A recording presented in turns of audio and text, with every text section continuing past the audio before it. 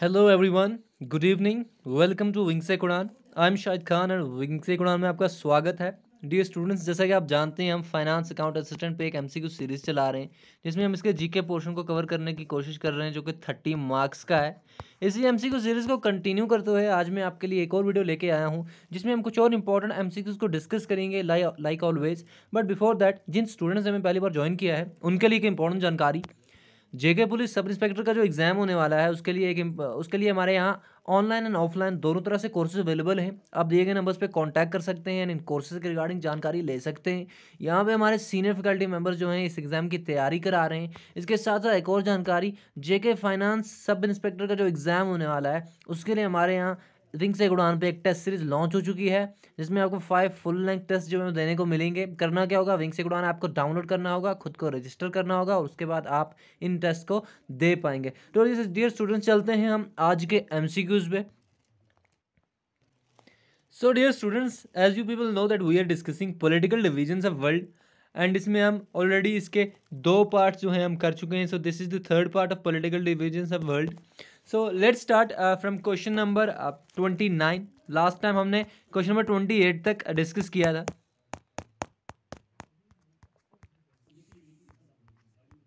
तो यहाँ तक हमने लास्ट टाइम डिस्कस किया था। तो क्वेश्चन नंबर 9 पे आज हम शुरुआत करते हैं इस डिस्कशन की। तो क्वेश्चन नंबर 29 हमारे पास है, which of the following countries not part of Great Britain. Okay, so यहाँ पे कौन सी कंट्री जो है ग्रेट ब्रिटेन का पार्ट नहीं है। तो मैं ये बताना है, मैं आपको बता दूं इसका जो करेक्ट ऑप्शन है हमारे पास वो है option number D. Okay, option number D यानी कि नॉर्दर्न आयरलैंड। तो नॉर्दर्न आयरलैंड जो है ये ग्रेट ब्रिटेन का पार्ट नहीं है। ओके, तो मैं आपको थोड़ा सा यहाँ पे बता देता हूँ कि ग्रेट ब्रिटेन असल में वेल्स, इंग्लैंड एंड स्कॉटलैंड, इन तीनों कंट्रीज को मिला के बनता है हमारे पास ग्रेट ब्रिटेन। ग्रेट ब्रिटेन आप ये याद रखें, तो ये 3 कंट्रीज जो हैं ग्रेट ब्रिटेन को बनाती हैं and northern Ireland is not part of Great Britain. And मैं आपको बता दूं ये कंट्रीज जो हैं ये यूरोपियन कॉन्टिनेंट की कंट्रीज हैं, ये यूरोपियन कॉन्टिनेंट की कंट्रीज हैं, आप ये भी याद रखें। एंड इसके साथ साथ as I told you people के अगर हम एरिया के अकॉर्डिंगली कॉन्टिनेंट्स को सीक्वेंस में डालते हैं तो Europe comes at 5th number. Okay, Asia, Africa, North America, South America and then Europe and last continent is Australia. ये आपको मैं बता चुका हूँ। तो ये तुम्हारा क्वेश्चन नंबर 29 आज का पहला क्वेश्चन, ये इसका करेक्ट ऑप्शन है। नॉर्दर्न आयरलैंड इसका पार्ट नहीं है, ये अलग है। तो चलते हैं हमने नेक्स्ट क्वेश्चन पे। क्वेश्चन नंबर 30 हमारे पास है, northern Ireland along with great Britain. अब हम देखते हैं कि नॉर्दर्न आयरलैंड को हम ग्रेट ब्रिटेन से जोड़ देते हैं। तो यहाँ पे हम करते क्या है कि ग्रेट ब्रिटेन हमारे पास है, इसको हम जोड़ते हैं नॉर्दर्न आयरलैंड से, तो बनता है हमारा United kingdom. Okay, United kingdom बनता है हमारा। तो यहाँ पे ऑप्शन नंबर जो ए है हमारा करेक्ट है, United kingdom. North Ireland and great Britain को जब जोड़ते हैं हम तो यूनाइटेड किंगडम बनाते हैं हम। एंड इसका कैपिटल जो है वो कंसिडर किया जाता है लंदन। ओके, तो लंदन इसका कैपिटल जो है वो कंसिडर किया जाता है। तो चलते हैं हम अपने नेक्स्ट क्वेश्चन पे। लेकिन मैं यहाँ पे आपको बता दूं कि इंग्लैंड की बात हुई है तो इसको थोड़ा सा बड़ा कर लेते हैं। तो यहाँ पे मैं आपको बता दूं कि ये जो यूके है हमारा यानी यूनाइटेड किंगडम जो हमारा है, ये पहले पार्ट था यूरोपियन यूनियन का, ये यूरोपियन यूनियन का पार्ट था। लेकिन बाद में इसने यूरोपियन यूनियन से क्या कर दिया, खुद को अलग कर दिया। एंड अब पहले यूरोपियन यूनियन के 28 मेंबर्स थे, अब ग्रेट यानी यूके के जाने के बाद 27 मेंबर्स रह गए। तो आप ये याद रखें, it was part of European union. European union एक ऑर्गेनाइजेशन है, अभी आप ये भी याद रखेंगे। चलते हैं अपने नेक्स्ट क्वेश्चन पे। लेकिन अगर यूरोप की यहाँ के बात कर लें तो यूरोप के बारे में आपको मैं थोड़ा सा बता देता हूँ कि यूरोप एक कॉन्टिनेंट है। लेकिन अगर इसका हम लोकेशन देखें तो वो कुछ इस तरह से है। तो अगर यूरोप की लोकेशन देखी जाए तो ईस्टर्न साइड में यूरोप पे आते हैं यूराल माउंटेन्स। इसके ईस्टर्न साइड में देयर आर यूराल माउंटेन्स, जैसा कि मैं आपको लास्ट में बता भी चुका हूँ जब हमने रशिया की डिस्कशन की थी। तो यूराल माउंटेन्स जो हैं ईस्टर्न साइड में, एंड ये यूराल माउंटेन्स जो हैं यूरोप और एशिया को एक दूसरे से अलग करते हैं। एंड ये रशिया में है, एज यू पीपल नो, बता चुका हूँ मैं आपको। एंड इस तरह से रशिया जो है ये एशिया का भी पार्ट है एंड यूरोप का भी पार्ट है। Russia is both part of Europe and Asia. Okay, तो आप ये भी याद रखेंगे। And it is the largest country in terms of area, ये भी मैं आपको बता चुका हूँ, इन द वर्ल्ड। ओके, तो चलते हैं इसी डिस्कशन को थोड़ा सा कंटिन्यू करते हुए मैं आपको बता दूं कि यूरोप में भी सबसे बड़ी कंट्री जो है रशिया ही है। ओके, यूरोप में भी सबसे बड़ी कंट्री जो है रशिया है इन टर्म्स ऑफ एरिया। तो चलते हैं अपने नेक्स्ट क्वेश्चन पे। लेकिन यहाँ पे मैं आपको ये भी बता दूं कि थोड़ा सा पेन चेंज करते हैं हम, कि अगर इसके वेस्टर्न साइड में जाएं हम, तो वेस्टर्न साइड में आप क्या देखेंगे कि there is strait of Gibraltar, strait of Gibraltar. Okay, strait of Gibraltar, and ये जो है यूरोप को अफ्रीका से अलग करता है, अफ्रीकन कॉन्टिनेंट से अलग करता है यूरोप को। Okay, strait of Gibraltar, Mediterranean sea भी है यहाँ पे, तो आप ये भी याद रखिए। एंड इसके साथ मैं आपको बता दूं कि यूरोप की सबसे बड़ी कंट्री अल्जीरिया है एरिया के अकॉर्डिंगली, एंड नाइजेरिया है यू नो पॉपुलेशन के अकॉर्डिंगली। तो चलते हैं अपने नेक्स्ट क्वेश्चन पे। क्वेश्चन नंबर 30 हमारे पास है, northern Ireland, sorry question number 30 हो गया हमारा, क्वेश्चन नंबर 31 है हमारे पास। तो क्वेश्चन नंबर 31 हमारे पास है कि north eastern region of Europe is known as Baltic region. तो नॉर्थ ईस्टर्न यूरोप का जो नॉर्थ ईस्टर्न रीजन है उसको बाल्टिक रीजन भी कहा जाता है। एंड हमें बताना है कि इन कंट्रीज में से कौन सी कंट्री है जो बाल्टिक स्टेट नहीं है। ओके, तो कंट्री को कभी कभी स्टेट भी बोलते हैं, पॉलिटिकल टर्म है, स्टेट एक पॉलिटिकल टर्म है, तो आप ये याद रखें। कहीं पे कंट्री बोल देता हूँ मैं, कहीं पे स्टेट बोल देता हूँ, तो आप इसका थोड़ा ध्यान रखें कि state is actually A political term. जब पॉलिटिकली हम बात करते हैं तो हम एक्चुअली स्टेट यूज़ करते हैं ज़्यादातर एज कम्पेयर टू कंट्री। तो यहाँ पे बताना है कि कौन सा स्टेट जो है बाल्टिक रीजन या फिर बाल्टिक स्टेट नहीं है। तो यहाँ पे मैं आपको बता दूँ, यहाँ पे इसका क्वेश्चन ऑप्शन नंबर 4 जो है डी, यानी कि फ्रांस। तो फ्रांस जो है it is not part of Baltic states और बाल्टिक रीजन। फ्रांस इस रीजन में नहीं आता है। तो लैटविया, लिथुआनिया, एस्टोनिया, ये तीनों कंट्रीज जो हैं they are part of Baltic region and they are known as Baltic states. Okay, लेकिन अगर फ्रांस की बात कर लें तो फ्रांस भी एक यूरोपियन कंट्री है, एंड फ्रांस का कैपिटल पेरिस है। You people no this very well. And इसके साथ साथ फ्रांस की जो करेंसी है वो यूरो है। ओके, यूरो है। तो यहाँ पे मैं आपको ये भी बता दूं कि जो ये बाल्टिक स्टेट्स हैं, असल में इनका नाम बाल्टिक सी की वजह से पड़ा है। तो ये भी आप याद रखें, यहाँ पे बाल्टिक सी है, इन स्टेट्स के वेस्टर्न साइड में बाल्टिक सी है। ये जो स्टेट्स हैं लैटविया, लिथुआनिया, एस्टोनिया, इनके वेस्टर्न साइड में बाल्टिक सी है, तो इस वजह से इनका नाम बाल्टिक स्टेट्स पड़ा है, ये रीजन की वजह से। तो चलते हैं हम अपने नेक्स्ट क्वेश्चन पे। नेक्स्ट क्वेश्चन पहले इनके कैपिटल्स की बात कर लें तो लैटविया का कैपिटल जो है, लैटविया का कैपिटल हमारे पास है रीगा, आप ये याद रखें। एंड जो ल्यूथेनिया है, ल्यूथेनिया का कैपिटल हमारे पास है विल्नियस। एंड इसके साथ साथ एस्टोनिया है, एस्टोनिया का कैपिटल हमारे पास है टैलिन। एंड करेंसी तीनों की यूरो है, आप ये भी याद रखेंगे। क्वेश्चन नंबर 32 हमारे पास है, Denmark, Norway, Sweden, Finland and Iceland are collectively known as.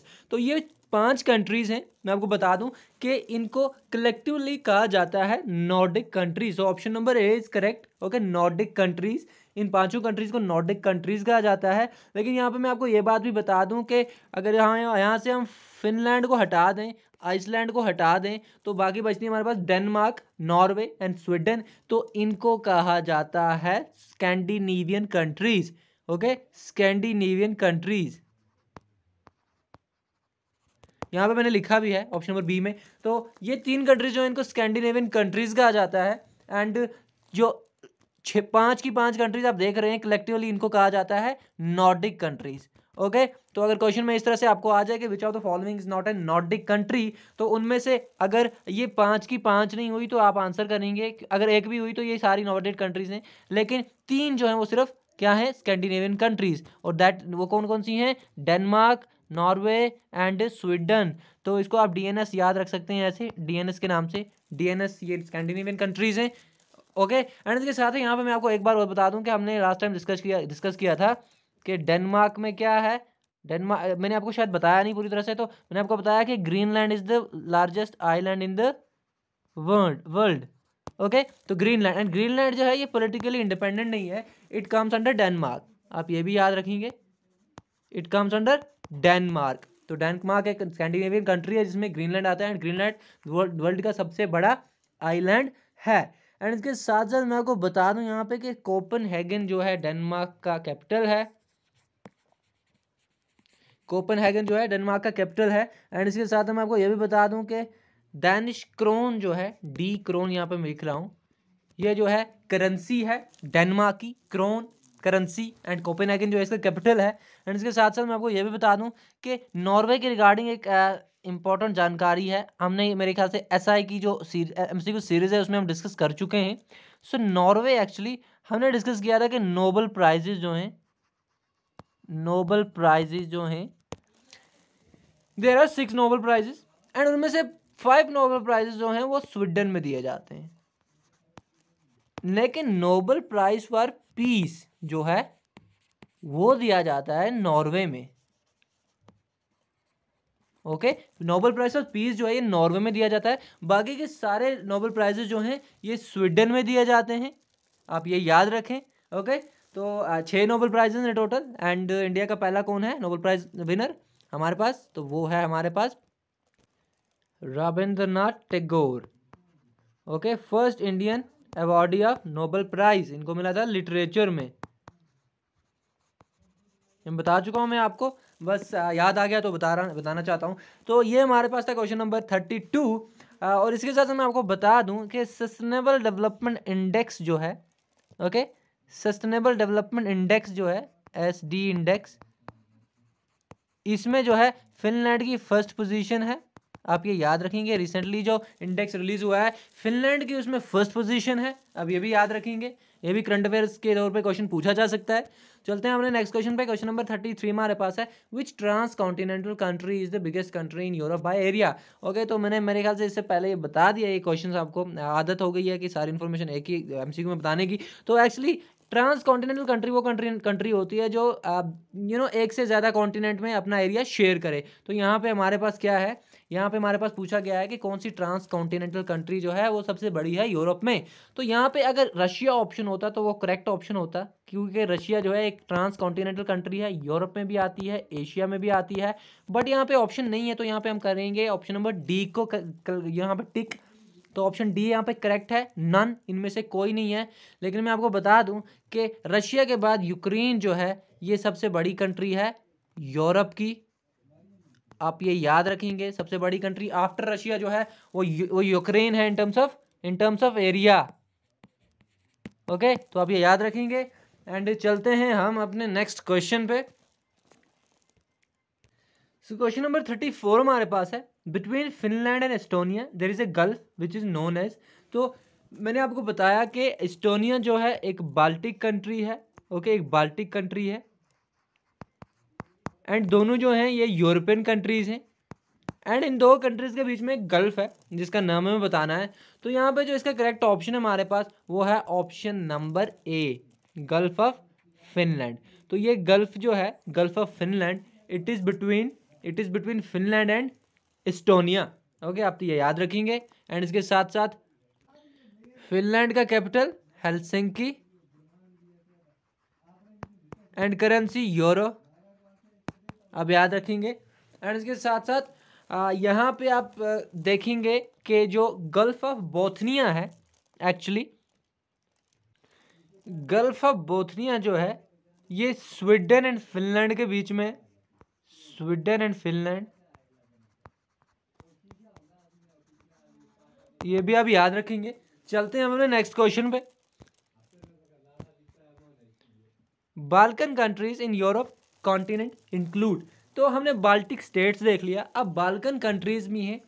तो ये कौन सी कंट्रीज हैं हमें यहाँ पे ये बताना है। तो मैं आपको बता दूं, यहाँ पे जो सारी कंट्रीज आप देख पा रहे हैं, बोस्निया, रोमानिया, अल्बानिया, ग्रीस, ये सारे जो है बाल्कन कंट्रीज हैं। तो ऑप्शन नंबर ई जो हमारा है, ऑल ऑफ द वो करेक्ट है। ओके, तो ये बाल्कन कंट्रीज हैं। एंड यहाँ पे मैं आपको अगर बता दूं कि बोस्निया जो है, बोस्निया की कैपिटल की बात करें तो इसका कैपिटल है सराजेवो।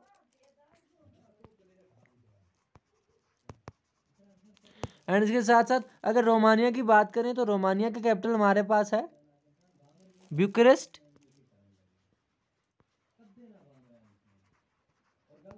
एंड इसके साथ साथ अल्बानिया की बात करें तो अल्बानिया का कैपिटल है तिराना। एंड इसके साथ जो ग्रीस हमारा है, अगर ग्रीस की बात करें तो ग्रीस के जो कैपिटल है वो है एथेंस। एंड मैं आपको बता दूं कि ग्रीस में ही पहली बार ओलंपिक्स हुए थे। ओके, ग्रीस से ही ओलंपिक्स की शुरुआत हुई है, अब ये भी याद रखें। एंड इस साल के ओलंपिक्स कहाँ पे हुए? टोक्यो, जापान में, अब ये भी याद रखेंगे। एंड इंडिया के द्वारा क्या हुआ है, कुछ प्रदर्शन हुआ है इंडिया के द्वारा कि 1 गोल्ड मेडल जीता गया है, 4 bronze medals and 2 silver medals. अब ये याद रखेंगे, टोटल 7 मेडल्स टोक्यो ओलंपिक्स में जीते हैं इस साल इंडिया ने। एंड गोल्ड मेडल की बात करें तो नीरज चोपड़ा जेवलिन में इन्होंने गोल्ड मेडल जीता है। तो ये सारी चीज़ें करंट हैं, आप इनको याद रखेंगे। चलते हैं हम अपने नेक्स्ट क्वेश्चन पे। क्वेश्चन नंबर 36 हमारे पास है। क्वेश्चन नंबर 36 हमारे पास है कि which country of Europe is called as land of 1000 lakes. Okay, तो लैंड ऑफ 1000 लेक्स किस कंट्री को कहा जाता है? तो मैं आपको बता दूं यहाँ पे जो करेक्ट ऑप्शन है हमारे पास option number B, Finland.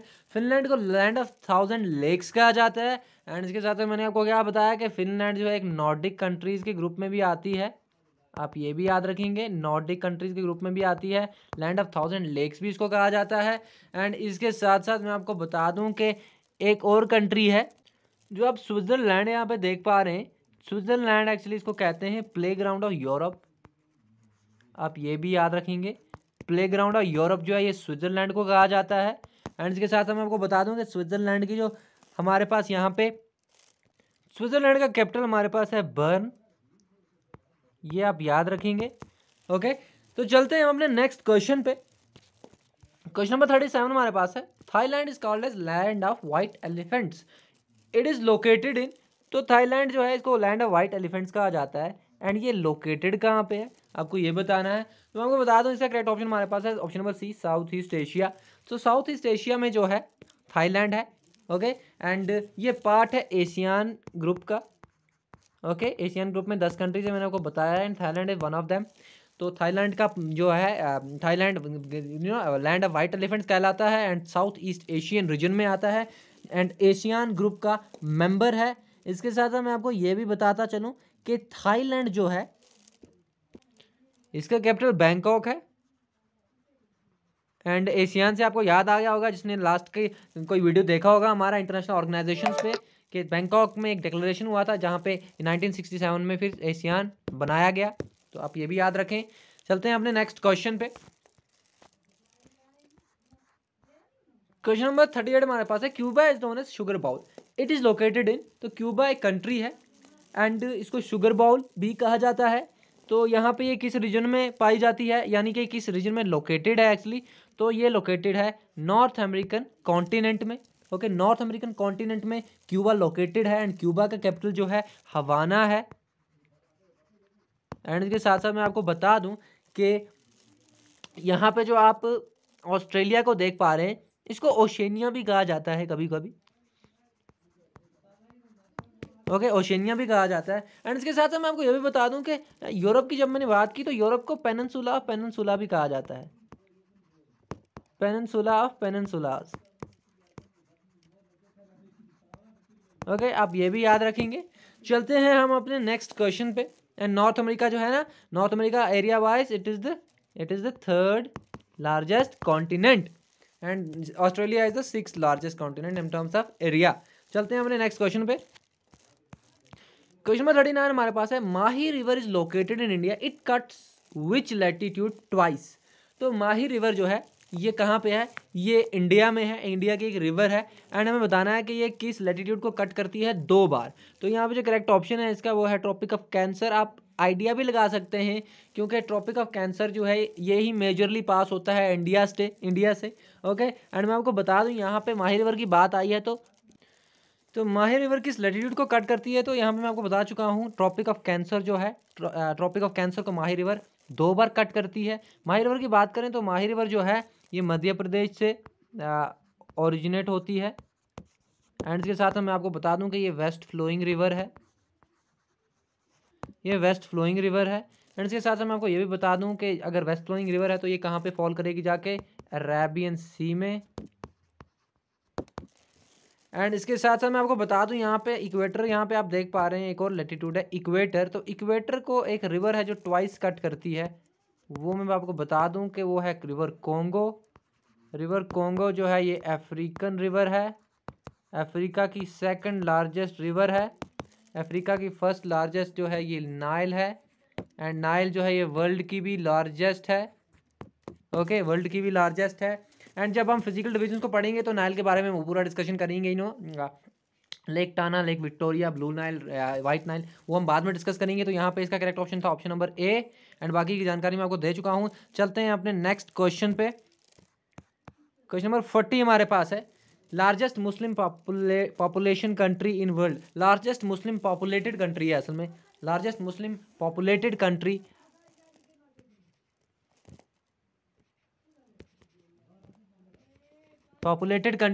In world is. तो यहाँ पे बताना है कि पॉपुलेशन के अकॉर्डिंगली मुस्लिम कंट्री सबसे बड़ी कौन सी है। तो करेक्ट ऑप्शन है, बहुत इजी क्वेश्चन है, option number B, Indonesia. Okay, Indonesia में सबसे ज़्यादा मुस्लिम्स वर्ल्ड में रहते हैं। एंड इसके साथ साथ मैं आपको बता दूं कि जो आप कज़ाकिस्तान देख रहे हैं, एरिया के accordingly Kazakhstan is the biggest Muslim country. Area के हिसाब से सबसे बड़ी जो है वो कज़ाकिस्तान है, एंड पॉपुलेशन के अकॉर्डिंगली इंडोनेशिया है। सबसे बड़ा आर्चीपेलागो भी इंडोनेशिया ही है। ओके, आप ये भी याद रखेंगे, मैं आपको बता चुका हूँ, आर्चीपेलागो ऑफ द वर्ल्ड इंडोनेशिया है। इंडोनेशिया मेंबर है एशियान का। एंड एक और ख़ास बात इंडोनेशिया के बारे में कि इंडोनेशिया में ही हेडक्वार्टर्स हैं एशियान के। ओके, एंड इसके साथ साथ एक और जावा और सुमात्रा आइलैंड्स जो हैं फेमस आइलैंड्स हैं इंडोनेशिया के, जावा एंड सुमात्रा आइलैंड्स। तो ये भी आप याद रखेंगे। And this was all about today's session. यहाँ पे पाकिस्तान को कंट्री ऑफ कैनल्स कहा जाता है, आपको पता है, हम डिस्कस कर चुके हैं, कंट्री ऑफ कैनल्स कहा जाता है। सो ये थे हमारे आज के MCQs। आई होप आपको अच्छे लगे होंगे, अच्छे लगे तो आप कमेंट जरूर करें। And thank you so much for watching wing से उड़ान। एंड विंग से उड़ान जो है वो 200K को टच कर चुका है। And thanks to you, thanks to the viewers, thanks to the students of Jammu and Kashmir and abroad जो इसको देख रहे हैं।